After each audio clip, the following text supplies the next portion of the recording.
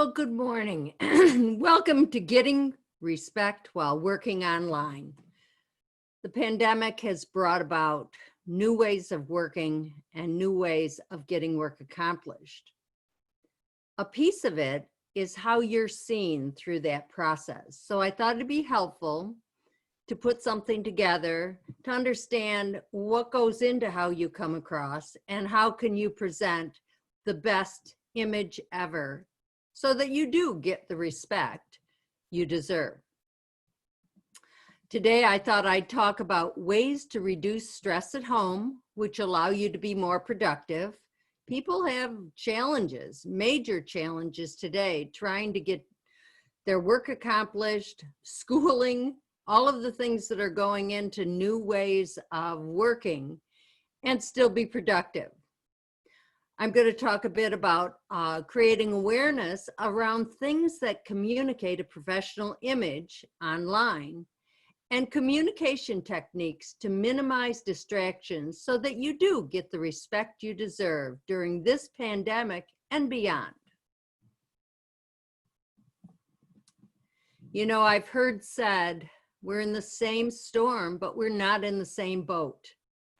So I want you to take a minute and think of all the challenges that you are currently facing right now.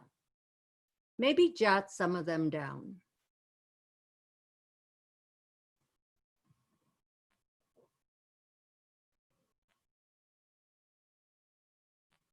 Some of the things I've heard are multiple people trying to work from home. I have individuals who are working with 3 kids, 4 and under. I have another executive trying to work from home and she has 2 autistic sons.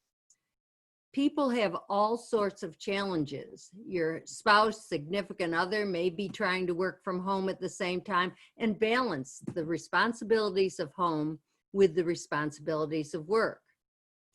Like I said, kids may be home, homeschooling, and trust me, that's no joke. My daughter homeschools. And you know, it doesn't matter how smart you are. When you're flipping back to something you learned 20, 30, 40 years ago, it's difficult. And they also teach differently today. Math is not the way we learned it, at least not the way I learned it. Some people struggle with concerns for their parents and they can't see them. They can't go to see them, or they only get to see them from a distance. Some of you may have physical issues that you're struggling with, as well as your own anxiety. There's varying levels of anxiety when it comes to this pandemic. So we may be in the same storm, but not everybody's in the same boat. So take into account some of the things that you're faced with as you put together a plan to move forward. Whenever I talk about people getting respect, respect really starts with you. You know, how do you truly feel about yourself? How do you talk to yourself? Would you be your friend? Or would somebody be your friend if you talk to them the way you speak to yourself? I had to change my self-perception a number of years ago, but it started with hearing how I talked about myself and also taking a look at my mindset. Very often people have what's known as an imposter syndrome. They think it's just a moment of time and somebody's going to find out I have no clue what I'm doing. And you would be shocked how many executives and people leading organizations that feel that way. So the first step in gaining the respect you deserve is to feel that you deserve it. So one of the things I tell people is to start with yourself and start paying attention to the way you speak to yourself. Sometimes it becomes so automatic that you don't even hear it, but it reinforces a negative perception. Slow the voice down in your head and hear what it's saying. Then think, is that true? If you are saying, oh, you never or you always, it's probably not true.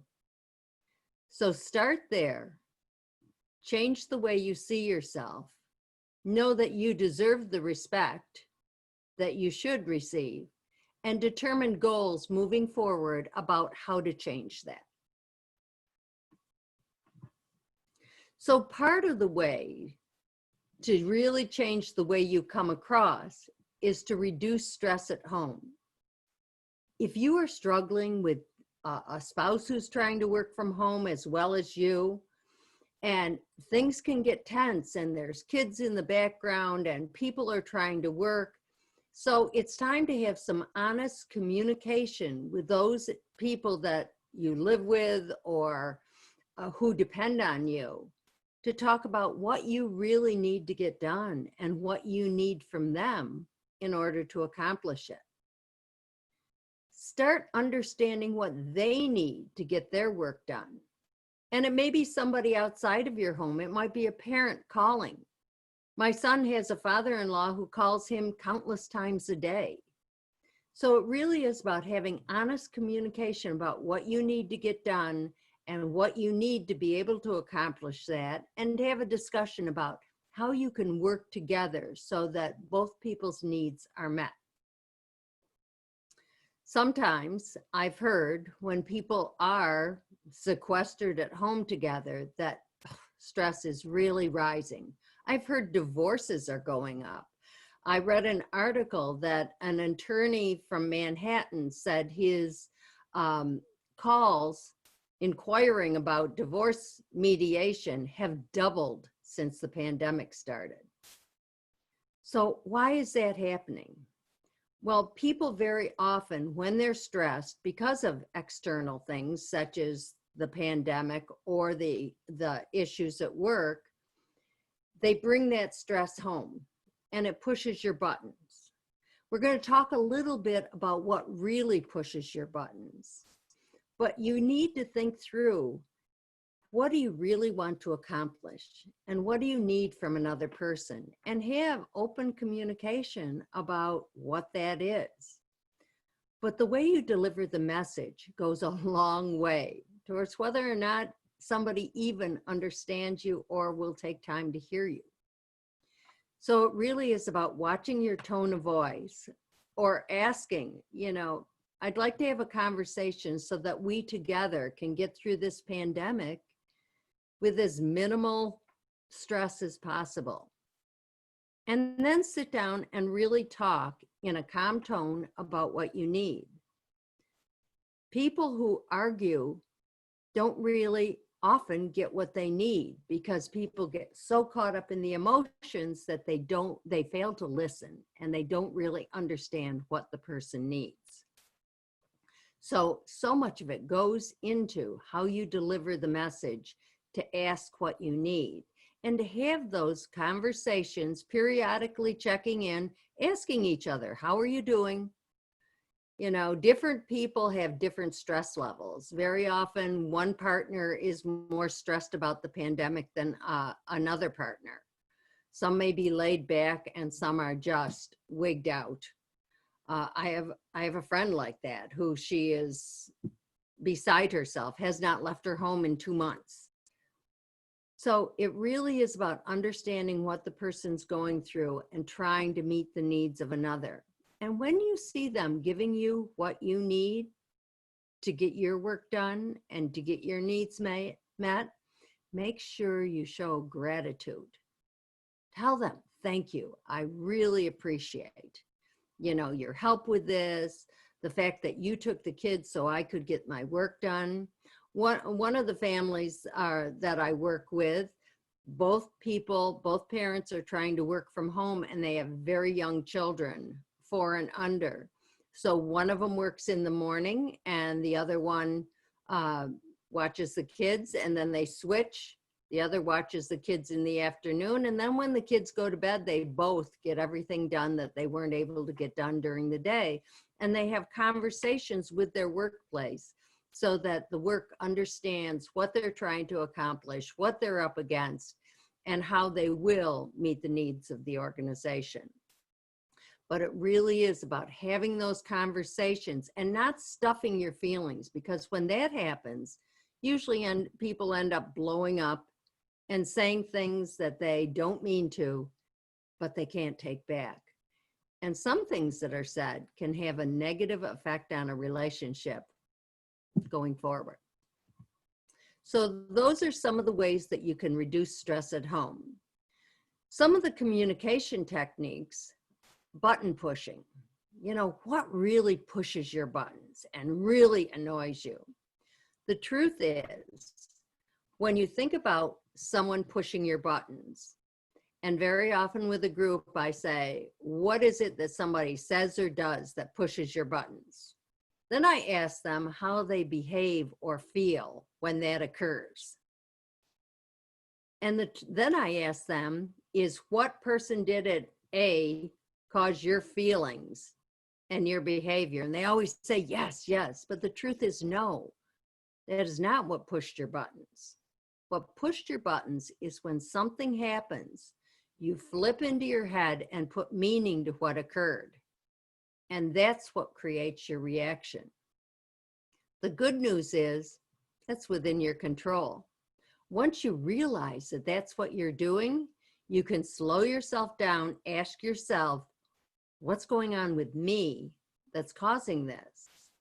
And then have a conversation to understand what the person really meant. More than 50% of the time, our perceptions are off. We see somebody do something and we put meaning to it, and we believe that, yeah, I know why they did that, and very often you do not.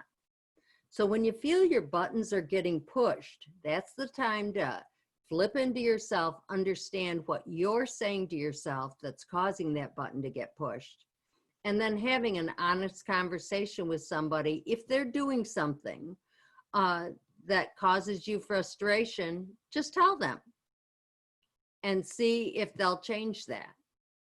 That's something my husband and I do quite often, and it works phenomenally. Listening, another huge communication technique. And when I say listen, I don't mean just take in words. I mean listen, trying to understand where the person's coming from.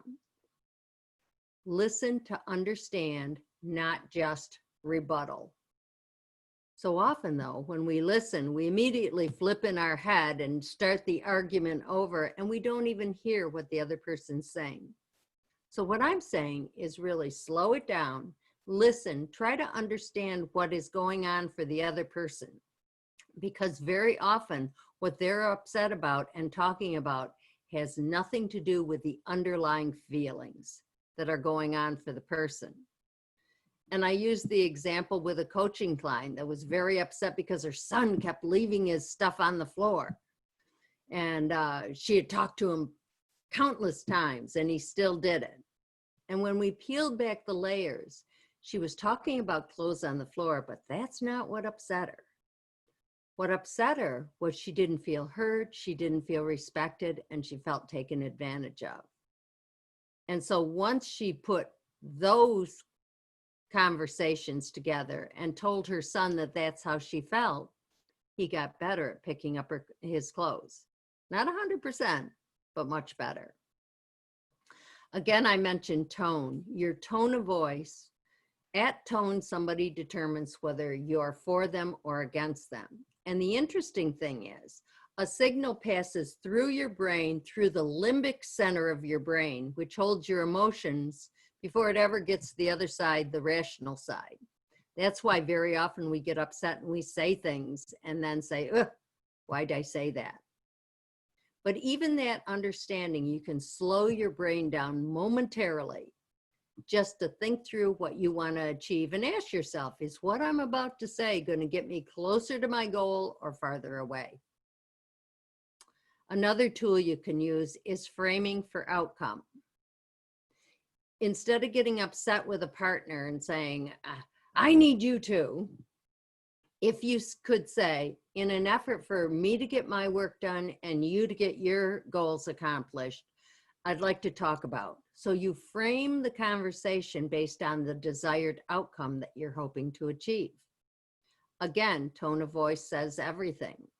So use a quiet, calm tone and see if they'll talk to you about it. The interesting thing is every relationship we have, especially long-term relationships, we have a dance with the other person. We act and react. We say the same thing over and over again. Anybody know the definition of insanity? That's saying the same thing over and over again and expecting different results. So it means somebody needs to be the hero and step up and change the dance. Change the way you choose to interact. If you do get upset, it's a good idea to go for clarification. Just ask questions. You said A, B, and C. What did you mean by that?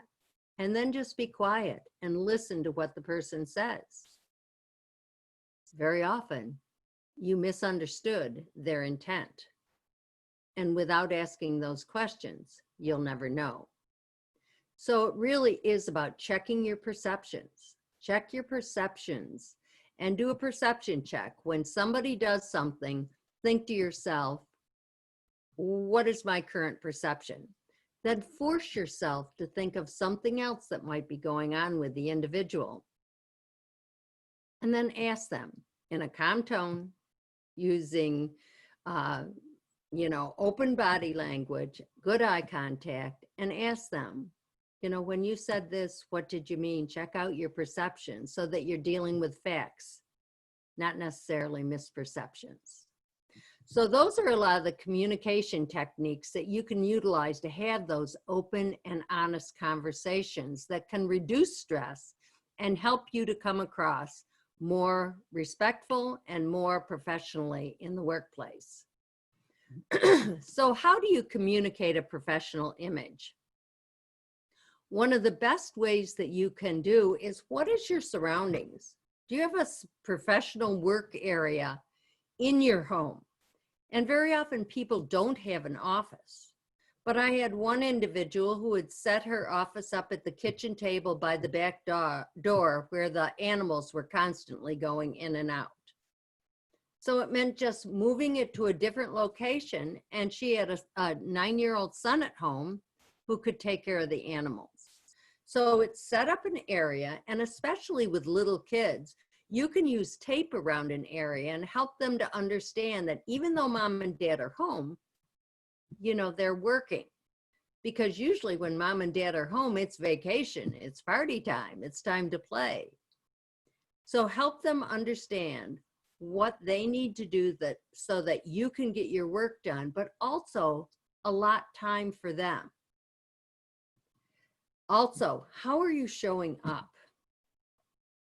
When you look at how you come across on camera, to Zoom meetings, team meetings, whatever platform your organization is using, what do people see and hear going on in the background?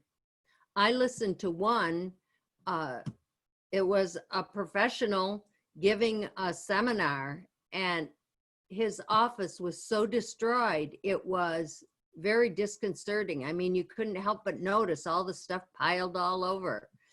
And it really did take away from credibility. Also, what do people hear? Now, people understand there's kids in the background. They understand that you're working from home and there's going to be some sights and sounds, but are they hearing things that they shouldn't? I was having trouble with email and I was working online.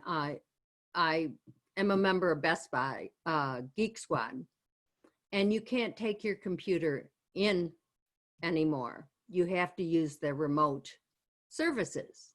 So I am listening to this woman working on my email, and all of a sudden I hear, I couldn't believe it. I said, where are you working from? And she said the Philippines, but all of a sudden I went from visualizing, and forgive me, not to be judgmental, but visualizing an IT professional to somebody sitting in a room with a dirt floor with chickens wandering around. I'm sorry, that's just the honest truth. So what do people see and hear when they notice you? And position your camera so that your head and shoulders are showing. Right now, my laptop is sitting on a book and I am sitting on a pillow so that I am in the middle of the frame. Also, lighting the background. If you look at the picture on this slide, very often those individuals are not seen in as good a light as possible by just lighting the background, or there's also a lot of backdrops you can get that have, if you don't have a professional location, you can install one in the background so that people see it. I was on a conference call last week with a gentleman from Peru. I thought he was at the beach, and it was just a backdrop that he had installed. So it really is about, what is your background communicating? Is it communicating that you're all together and professional, or is it disorganized?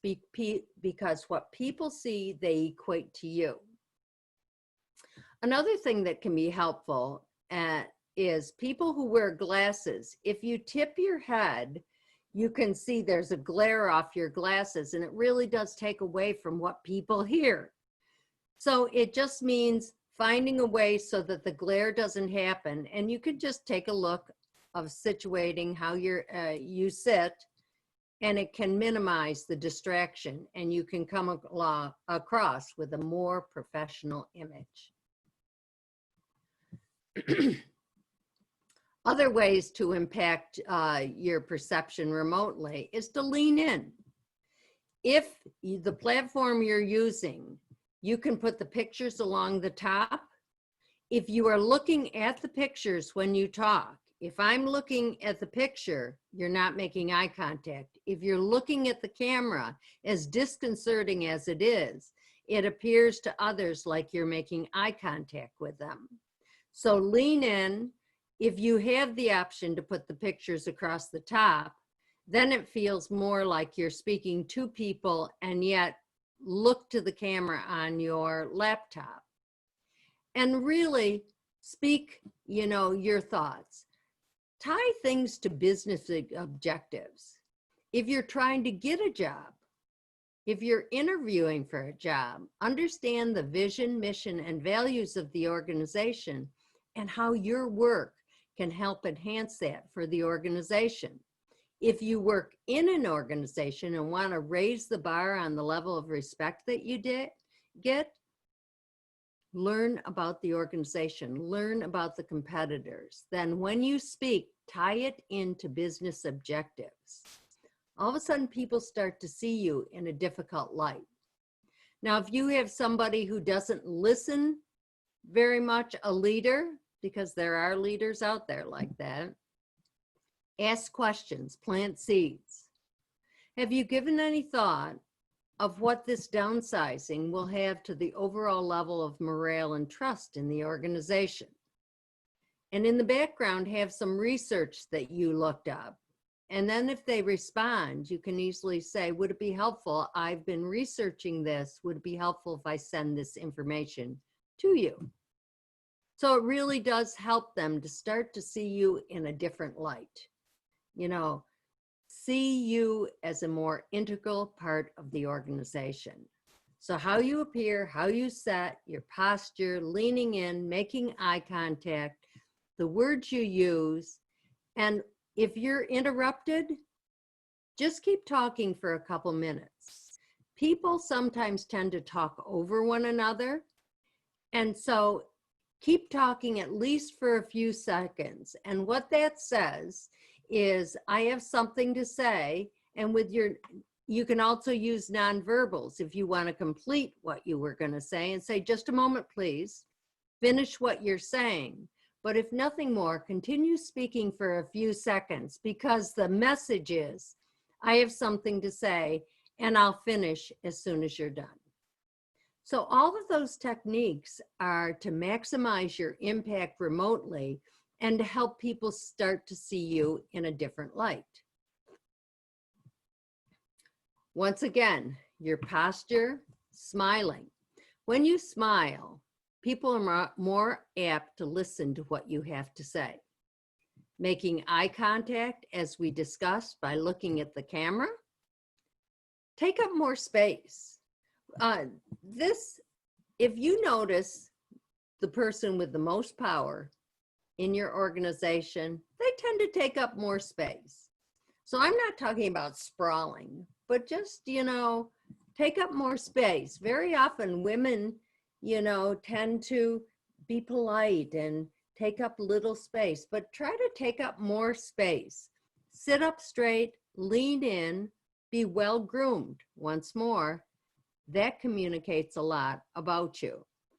And I have heard a lot of dress for the position you hope to achieve. Stay engaged, listen to the person, make sure you're not shifting your attention to other things. And if you have an individual I talked to yesterday said, well, it's hard because I have 3 different screens in my office that I'm going between. I said, well, then just tell people. If it appears that I'm not paying attention, that's because I have 3 screens that I'm trying to keep in sync for this meeting. But let them know. Create awareness in them of what's going on for you. So stay engaged when the person's talking. And if you have a point to make that you believe is really true, this is called steepling your hands. And very often, people do this when they said, I have something of value to say and something very important. So you can even utilize that online to make a point and communicate, because people often think communication is just words. Quite truthfully, it's not, especially if it's an emotional message. It's body language, tone of voice, and words. And in a highly emotional situation, words are the smallest amount of it. So it really is about putting a package together so that you appear confident, well put together, and you have something to offer that deserves respect. I thought it might be helpful to talk a little about when you do return to work, because if you're building respect online, you want to continue that once you get back to work. So watch how you move non-verbally. How do you walk into a room? Watch people. I used to do some pro bono work for Rochester Works, and I could almost tell by the way that people walked in the room who was going to get hired and who wasn't. If they walked in like this, or their head down and their body posture slouched, or if they walked in with shoulders back, making eye contact, smiling, it really represented a whole different individual. So how do you walk into a room? What's your posture? I often say, pretend there's a string holding your head and pulling you up to the ceiling, and walk in communicating that you're someone who deserves respect. How do you shake hands? Well, I'm not sure we're going to shake hands much in the future, but if you do, make sure it's a firm handshake, and respect what the other person feels. Yesterday, I had somebody shake hands with me, so it all depends. So a firm handshake, indicates a lot. If you've ever shook a hand of somebody who has like a really weak handshake, people put meaning to it. Are you making eye contact? Are you looking at the people in the eye? Are you smiling? Once you walk in the room, where do you sit? Do you sit at the table or do you sit against the wall? Even if people feel uncomfortable changing their position, if they just move one chair from where they normally sit, that can make a difference. What you want people to do is to pay attention that something has changed.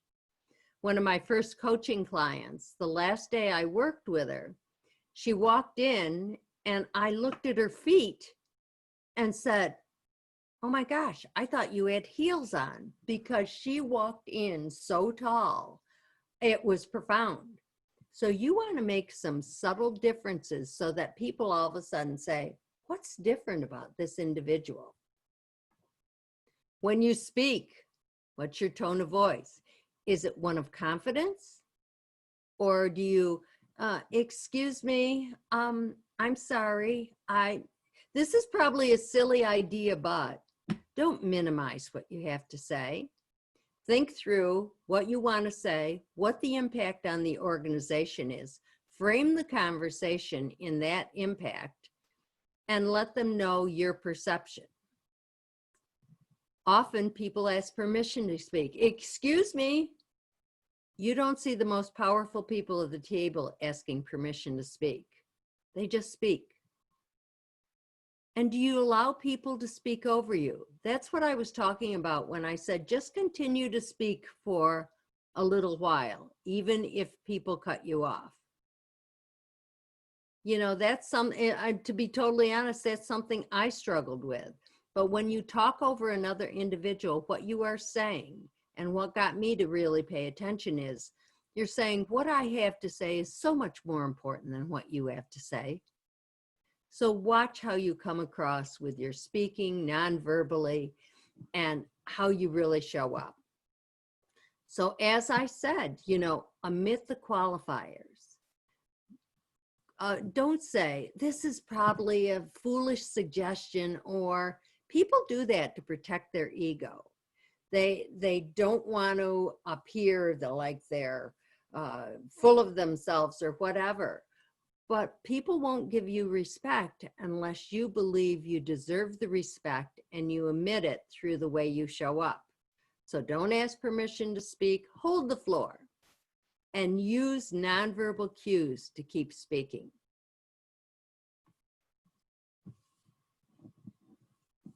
Make yourself heard. You know, when we start to look at these different areas, you know, one of the things is about creating self-awareness in you. How do you feel about yourself? Because that will truly come through how you present yourself. And you really need to start there. And it's about peeling back the layers. Now, many of us, myself included, got messages growing up that we just weren't good enough. We weren't good enough.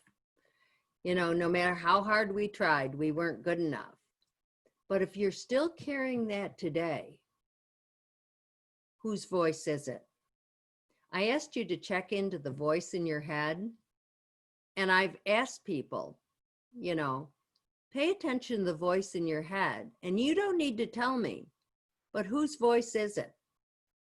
And years ago, when I was doing an event for, I think it was Big Brothers, Big Sisters, or some organization in the city, I said, you don't have to say whose voice it is, but I want you to identify whose voice it is.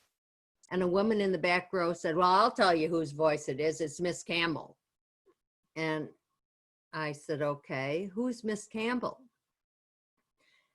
She said, it's my first grade teacher. She told me I'd never amount to anything, and I still remember it today. And I said, looked at her and I said, when was the last time you spoke to Miss Campbell? And she said, spoke to her, she's been dead 20 years. So then I asked her, and I would ask you, then whose voice is it? Have you adopted it as your own? And if so, you can change it. Next, your approach, how you show up.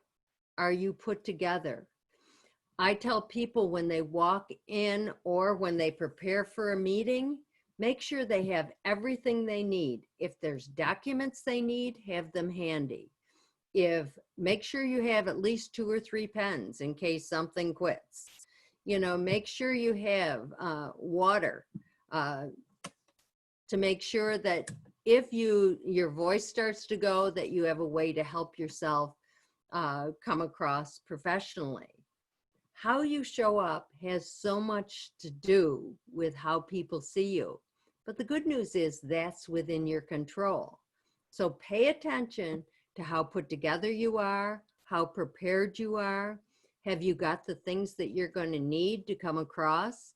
Have you done your homework?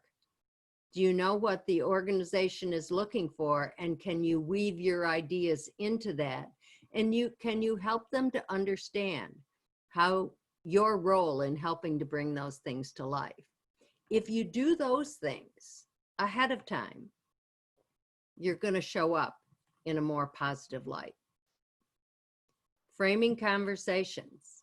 Help people to understand where you're trying to go with something by the way you say it. You know, switch things around.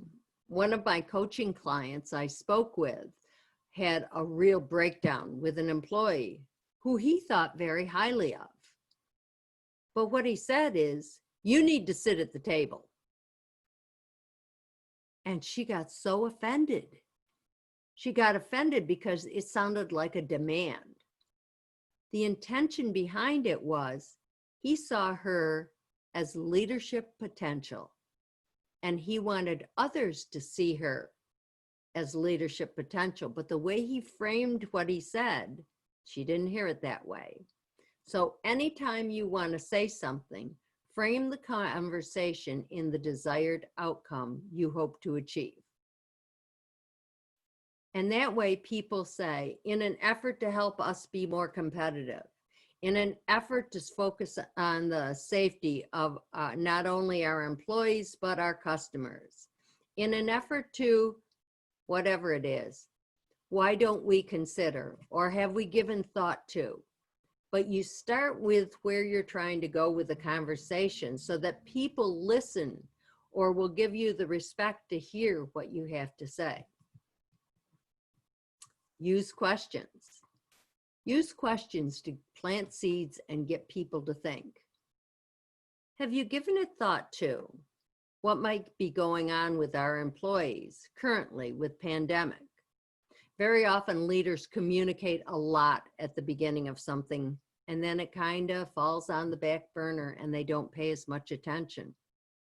It's important that communication continues to take place, and maybe you're a person in the organization that can raise the bar. So ask questions, plant seeds, and get people thinking. And like I've said all through this, it's how you show up, whether online or in person. How you show up goes a long way to whether or not you get the respect you deserve. So it really is about putting together a package that starts with you believing in yourself, and then thinking of all the elements you need to put together so that you get the respect you deserve, but more importantly, you believe you deserve that respect. Now, I've covered a lot of information. If anybody has any questions that they would like to ask during this seminar, please do. But I also say next week, for the next week, if you want to contact me, you know, by all means, you know, contact me with individual things that you're working on, and no charge. I'd be more than happy to, you know, coach you through a session about how you might change perceptions, show up so that people give you the respect you deserve. And it's small little things that you can change so that people notice you a little differently. And that's where it all starts.